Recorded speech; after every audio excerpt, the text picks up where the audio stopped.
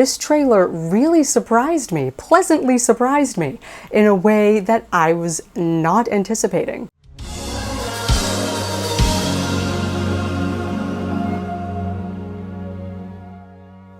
Hey everyone, it's Brittany. So, the Spider-Man No Way Home trailer is here. Yes, it is finally out. This has been a very busy 48 or 72 or however many hours it's been for the Spider-Man fandom. First, a 4-pixel yet seemingly legit trailer leaked, and there was a whole lot of about that. Then the official trailer was released confirming that the leaked trailer was in fact legit, and now here we are. I'm someone who saw the leaked trailer as well as obviously now the official one, so this isn't going to be a reaction video, but I did have just a few thoughts that I really wanted to share and put out there, especially as a big fan of the Sam Raimi films, because this trailer really surprised me, pleasantly surprised me, in a way that I was not anticipating. As we all know, there's been nothing but hype surrounding this movie for what feels like forever. Just so much hype and speculation over the potential multiverse aspect of this movie, the inclusion of OG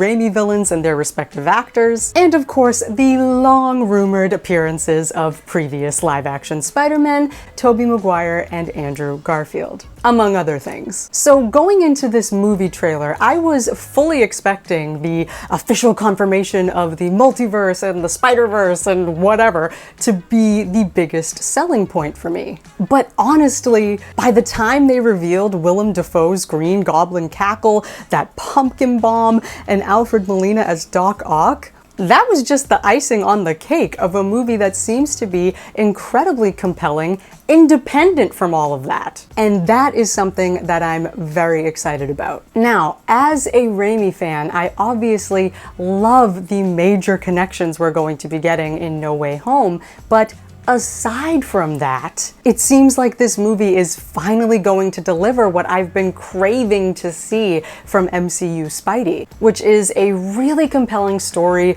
emotional maturity, and drama. Judging from this trailer, it really looks like this installment will be much more serious in tone and very drama-driven, and that is exactly what I like. If you saw my video essay on Sam Raimi's Spider-Man, you know that story is basically the most important thing to me, but drama is also very important to me as well, especially when it comes to Spider-Man. In the Raimi films, we see a very introspective version of Peter, who's really dealing with a lot of the inner struggles that come along with his responsibility as Spider-Man and his double life. But here, we're getting external struggles now that the entire world knows that Peter Parker is Spider-Man. And in addition to that, he's been framed as a murderer. This is something we haven't seen in a live-action Spider-Man movie before. Now, I'm not going to go into too much more detail because I know that there are tons of channels that have already done that or will do that far better than I could right now. But there are just 3 quick things that I want to mention.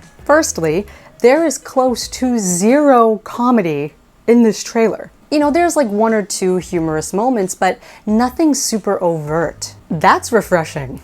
You get the sense that this probably isn't going to be a teen comedy movie, which the previous 2 films definitely were. This time around, it seems like it'll be a more serious movie with some moments of levity instead of a more comedic movie with some moments of seriousness. This movie already feels heavier and more mature all around, and the stakes and consequences feel dire. Really exciting stuff. Secondly, I just wanted to mention this specific scene in the trailer. When Peter is walking through the school hallway and all of the kids raise up their cell phones to take photos and videos of him, I couldn't help but think of the train scene in Spider-Man 2, where we see an unmasked Peter face to face with a couple dozen New Yorkers. I've always said that a scene like that couldn't really work today due to how prevalent technology and social media has become. And I know that these 2 instances are different and the context is different, but that was just a little scene that stood out to me and really kind of gave me like a pang to my chest right there, because the imagery was just so invasive and just really kind of sad to see. And lastly, if Tobey Maguire and Andrew Garfield are in this movie, I really hope that they don't tell us ahead of time. Confirmation of the multiverse and iconic Raimi villains is more than enough for me. Not revealing Toby and Andrew ahead of time will make for a way better theater experience for all of us. It will help keep just a little bit of doubt alive, you know what I mean? So yeah, there's probably a lot more I could talk about, but I don't want this video to be too long. I just wanted to get these few thoughts out there. So I'm gonna wrap it up here. Are you excited for No Way Home? Because I know I am, and I'm really pleasantly surprised that I am excited for more than just the multiverse stuff. Really, really looking forward to it. So thanks for watching, and I will see you guys whenever in another video. Bye.